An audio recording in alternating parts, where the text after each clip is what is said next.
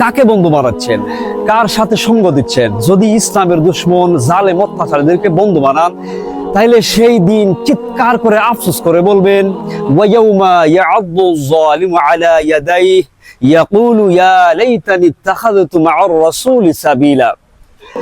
সেই দিন জালেমরা নিজের দুই হাত কামড়িয়ে বলবে, হায় আফসোস, আমি যদি রাসূলের সাথে সৎপথ অবলম্বন করতাম, আমি যদি রাসূলের রেখে যাও ওয়ারাসাতুল আম্বিয়াদের সাথে থাকতাম।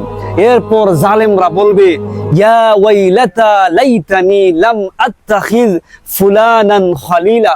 হায় দুর্ভাগ্য আমার, কপাল পুরো আমার। আফসোস করে বলবে, যদি আমি অমুকরে আমার বন্ধু বানাইতাম না, অমুকরে বন্ধু রূপে গ্রহণ করতাম না, তাহলে আজকে জাহান্নামের আগুনে আমি নিক্ষেপ হওয়া লাগতো না।